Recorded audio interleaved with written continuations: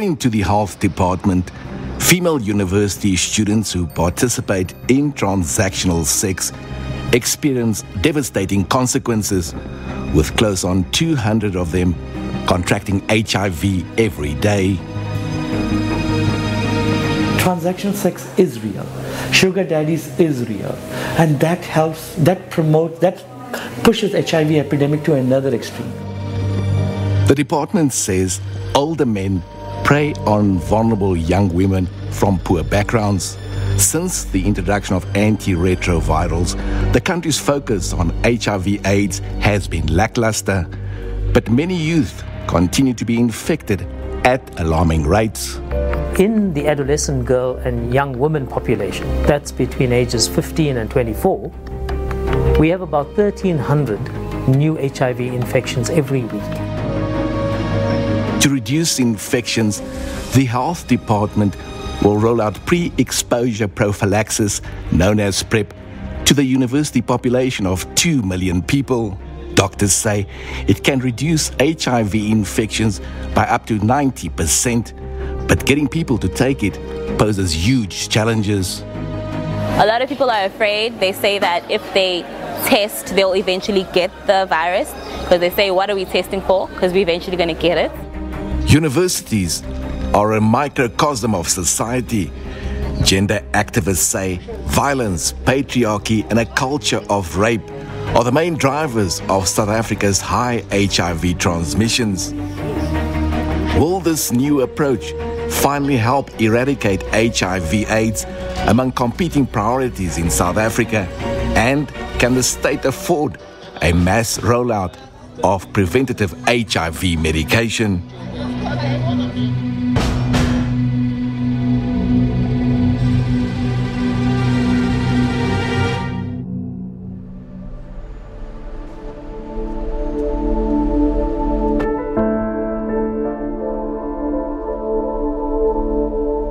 In 2012, the U.S. Food and Drug Administration approved pre-exposure prophylaxis, known as PrEP, for HIV-negative people to prevent contracting HIV during sexual intercourse. When PrEP is taken, it's absorbed in a person's vaginal or anal tissue, shielding them from the HIV virus. In South Africa, PrEP is being rolled out to groups with high risk of contracting HIV. Adolescent girls and young women, men who have sex with men, and sex workers. So you take it before you have sex, but you have to take it 7 to 14 days before. You can't get up one morning and decide you're going to have unprotected sex tonight and you'll take it just before you go and have unprotected sex. It doesn't quite work like that. So you've got to have a program, and it has to be part of a comprehensive package of prevention interventions. So it includes condomizing, circumcisions, all of the other things we're doing. 4 years later, South Africa became the first country in the world to roll out PrEP to sex workers. PrEP is a combination of 2 ARVs in one pill, which doctors say can prevent HIV by up to 90%. I heard about PrEP 2016 at the end of the year, and I started asking for the information. How does it work, and how does it help people who are negative not to get HIV positive? And so I got the medication. They explained to me these injection. 19-year-old Tumi dropped out of school at a tender age when his mother died. To survive, he became a sex worker. He was recently attacked and beaten, something he says that often happens to sex workers. Today, he's being treated for his injuries at a clinic for sex workers that provides health care to people who are stigmatized in the state system. And what did the doctor say? Your eye's fine? He said, yes, it was fine, but from the inside it was bleeding. But for it to be clear again, it's fine. How risky is sex work? Sex work is very risky because also when you meet the police, in a way, they always, even when you're not going to have some sex work, they know you, they target you, and they say, you're here for this, you're here for that. Sex workers advocacy groups say crimes against sex workers are often not reported to the police because sex work is criminalized by law and those caught doing it are arrested. This also makes it difficult for sex workers to access government health facilities. Because sex work is criminalized in South Africa, what we've found the most barrier to sex work accessing healthcare has been stigma and discrimination. Sex workers would rather than not actually go to that healthcare facility for services, which means then it stops them from getting preventative measures, from getting the reduction or even staying on medication if they are on medication. Tumi says he had adverse reaction to PrEP when he first started taking it, but with time he has adjusted well. My first time I used the PrEP, I used to get dizzy, I used to vomit, and I used to get rushy on my body, and I would very get dizzy like a person that has been drunk or something. I would even get blur in my eyes, like can't see properly. But when I asked them about the side effect, they said it's just for once-off thing, and so it went away. Having been on PrEP for just over 2 years, Tumi believes that the drug is working for him. He says he goes for an HIV test every 3 months and the results have come back negative. Since I started using PrEP, I haven't got positive. I haven't had anything that aside as a sickness. I get tested each and every 3 months. Every time I check up, I make sure that I use safe sex afterwards, even before. So for me, PrEP is the best. But Tumi is one of very few sex workers on PrEP. Statistics show that since the drug was introduced over 2 years ago, there is little demand for it. The uptake of PrEP nationally has been very low. To the best of my knowledge, something in the region of 1,700 sex workers in the country have accessed PrEP since it has been made freely available.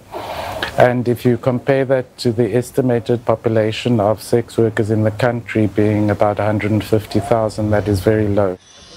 Research by advocacy groups shows that targeting sex workers in the initial rollout of PrEP increased the stigma around HIV infections and has had negatively impacted this vulnerable group of people. During the initial rollout, there was also a campaign by the National Department of Health which promoted and marketed this drug which was available to sex workers. And because of the fact that at that stage it was only available exclusively to sex workers, it created a lot of stigma which prevented people in general from not wanting to access PrEP, because it exposes a person as a sex worker.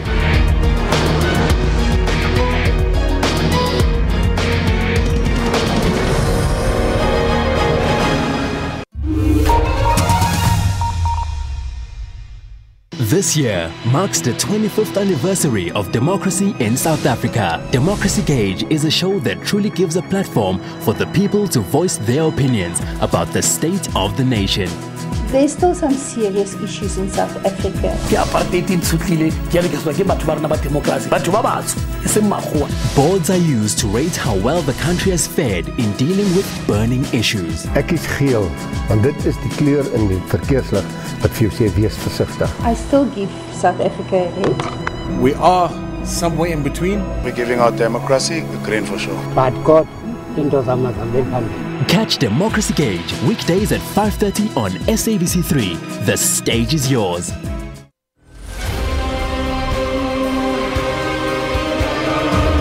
We were there at the birth of a new nation.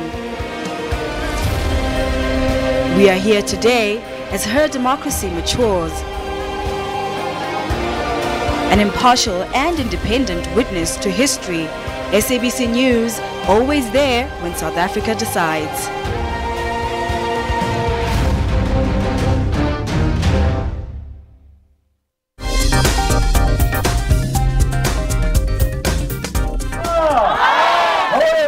South Africa decides.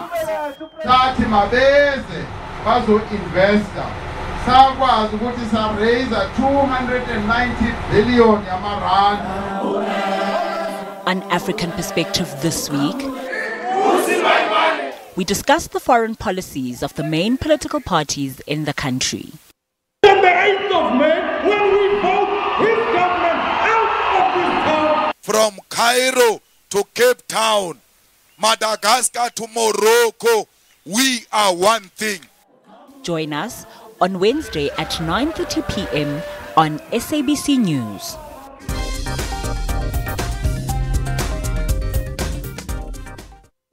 It's all things gangster and power in the kingdom of Kwamashu as two families immerse in the contradictory world of church and crime. Uzalo, weekdays at 8:30 p.m. on SABC 1. Mzansi, for sure.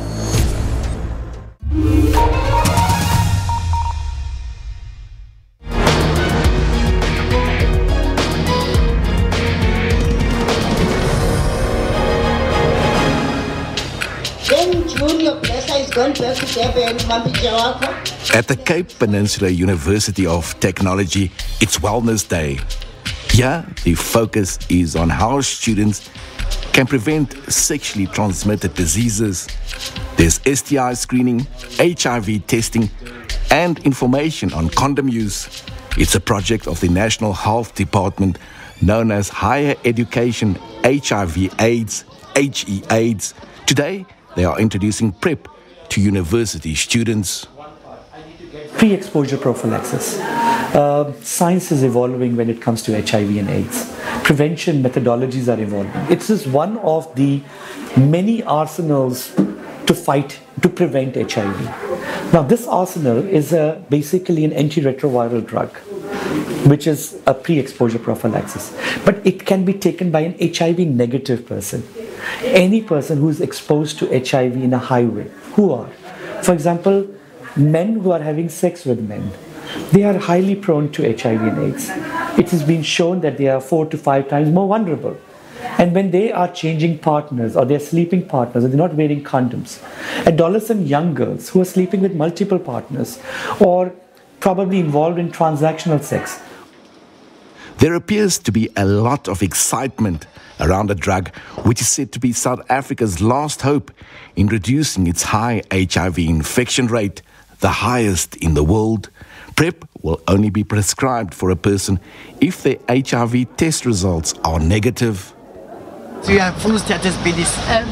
Okay, so this is the current test again. We understand your information.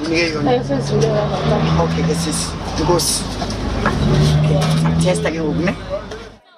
Peer educators help inform students about the importance of PrEP to prevent HIV infection, but they say that many students do not want to subject themselves to an HIV test, fearing that their HIV status will be positive. This could severely hamper the rollout of PrEP on campuses. Whenever we go to the students, they firstly be like, what do you want to do? Especially when you have this t-shirt on. They're just like, I don't want to get tested. A lot of people are afraid. They say that if they test, they'll eventually get the virus. Because they say, what are we testing for? Because we're eventually going to get it. A lot of people are still afraid to get tested. They don't believe that getting tested means you're more informed about your status. PrEP offers no protection against STIs or pregnancy, which can only be counted by condom use. But most male students are totally against using condoms, particularly the government's max condoms, which they disregard. The female condom is even less popular. A lot of people say that they don't really like the max condoms.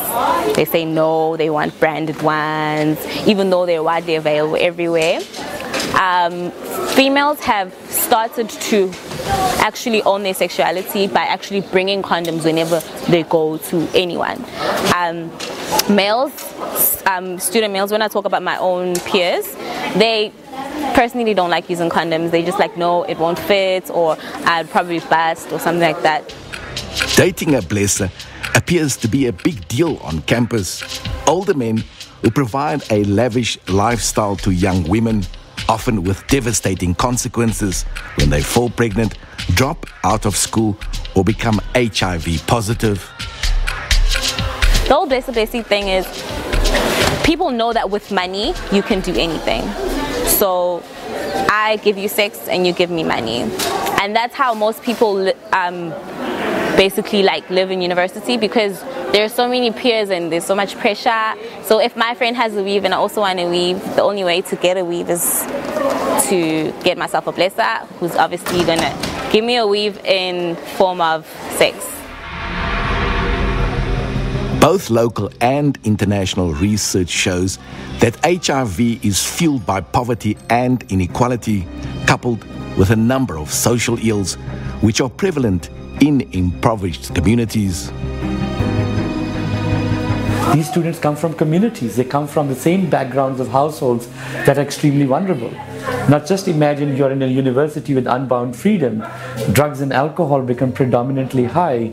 Peer-to-peer influence on substance abuses, gender-based violence, transactional sex, multiple change of partners. This is where you explore sexual new partnerships. That all exposes to HIV and AIDS epidemic. Poverty itself drives HIV and AIDS epidemic. According to HE-AIDS, PrEP is now available at campus clinics around the country, targeting a population of 2 million students. It remains to be seen how effective the drug will be in combating HIV. At CPUT, there is a lot of excitement. Our students are very, very curious about it. They're very excited about it. And, when we actually, normally if you would tell students, come, let's go for testing. When they hear HIV testing, they will tend to shy away maybe. But now when they heard there's PrEP available, a lot of them know about PrEP because we promote a lot the buzzword PrEP on our social media, Facebook page. We talk in the classroom about PrEP and PrEP, which is the one is post-exposure prophylaxis, and the PrEP is now pre-exposure prophylaxis. So I think students are quite excited and keen to know, how can I prevent myself from becoming HIV positive?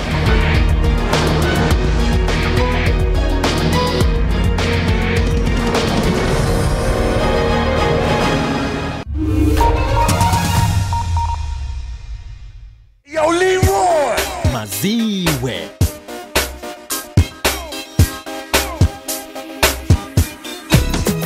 We keep it smooth.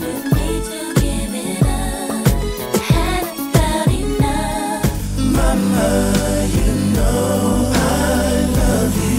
You know I love you. Hip hop, the whole hip hop culture. Where you getting down with Cinderella and everything is Jeff. Don't worry about a thing. International music.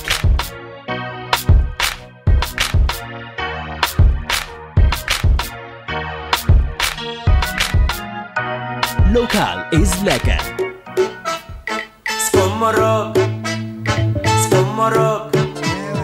Hey when Studio Mix DSTV channel 156 on SABC Encore.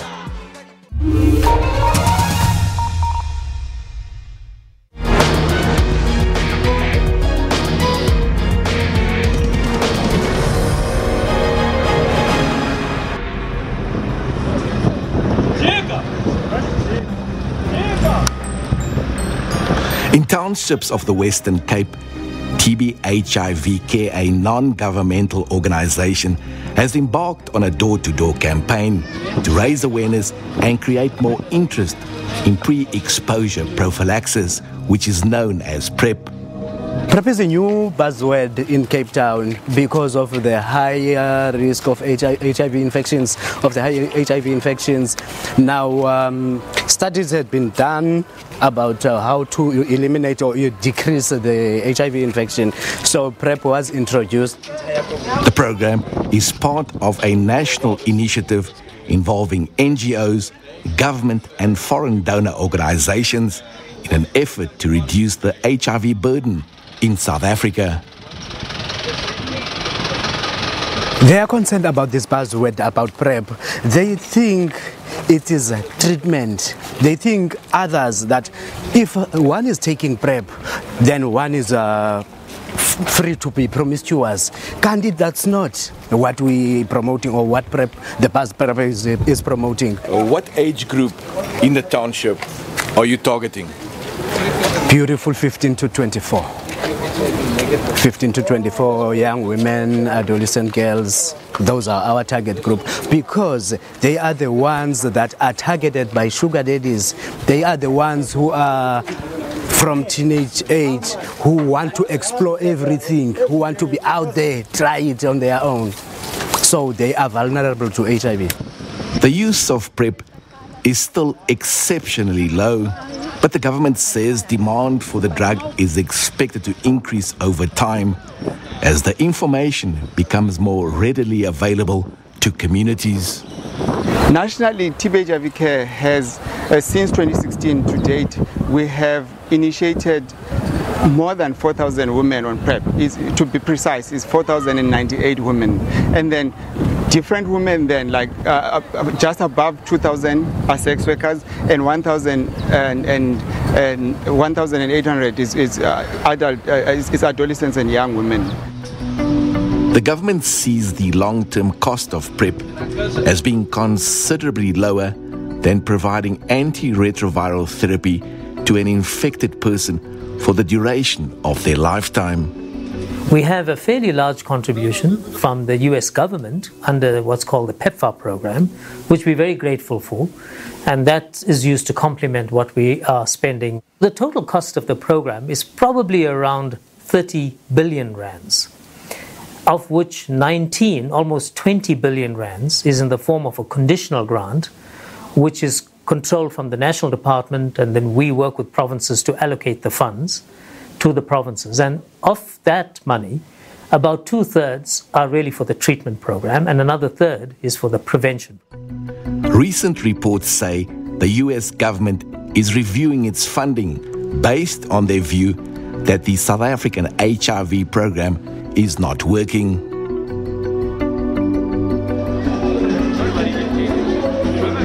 The ANOVA Health Institute has been tasked with the PrEP rollout to men who have sex with men.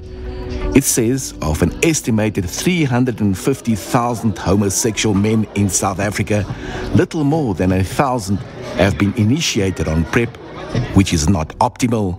They've begun an outreach program in townships to target this group of men, among whom HIV prevalence is high.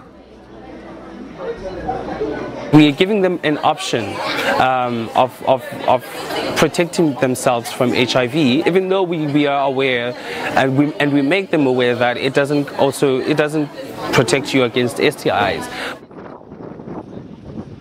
Dunoon is one of 6 sites in the Western Cape where TB HIV Care offers free health services to vulnerable communities, including free PrEP. We are relying on funding. So part of our programs, like a majority of our programs, we are funded by PEPFAR through CDC. And actually, we are, with this particular project, we are also working very, very closely with National Department of Health so that we can source in the drugs in order to be able to provide to women, as well as to be able to continue the services. All our services that is provided by TB HIV Care services, TB HIV Care, are free. So inclusive of this service that is providing PrEP. In informal settlements, the PrEP mobilizing team have difficulty convincing young women to take PrEP. The message is often met with skepticism. Hey son, ubuke wavanga le pilisi ye PrEP. Ito ikhusela ukuba ungafumani HIV. Wow. Into enkulu kangaka, into enhle kangaka. Eyona nto enkulu. Mamela ke sithanda sami ngasiboleka nje umzuzwanyana kancinci wakho. Okay. Sinale ngathi kahle kunale pamphlet ne ine information yonke xa usihlelele ngexesha lakho usifundele ne. The biggest hurdle is to get adolescent girls and young women to get tested for HIV before PrEP can be dispensed. The misinformation is the basic of the stigma, because first and foremost, the HIV itself is being stigmatized from the facilities, from the clinics, our clinics. You will find when you go to the clinic being HIV positive on treatment, you go to a certain site. That's stigmatizing. Meanwhile, in Khayelitsha, we found young women that were prepared to break free of the stigma associated with HIV, take the necessary HIV test, and begin using PrEP for protection against HIV. The reason why I wanted to go on PrEP, it's because of my partner. I'm scared of my partner, what is he doing? Because I'm staying with him, and he's not a faithful partner. I don't trust him at all. He's going out. When he comes at work on Fridays, I only saw him Friday in the morning. Then in the afternoon he doesn't come home. I will see him on Sunday. I'll see him on Sunday. When I asked him where he was, he just said, I'm at home, baby, don't worry. And I said to myself, no, this PrEP will work for me. I decided to take PrEP because I saw that my partner is no longer faithful on me, and he liked to party too much. And I know that on Tavern there is a beautiful girls, and I saw that he's no longer faithful to me. Since it's an anti-HIV medication, I was so happy. Who did this? Who decided to do this medication? Because I was afraid. I started to having sex when I was 16 years, and it was an early stage, you see. But luckily, I didn't have HIV because I didn't condomize the first time I did the sex. The rollout of PrEP to people at high risk of contracting HIV is a step in the right direction. But while the stigma around HIV persists, with few people testing for the HIV virus, it will severely hamper South Africa's PrEP rollout, preventing more people from accessing the medication.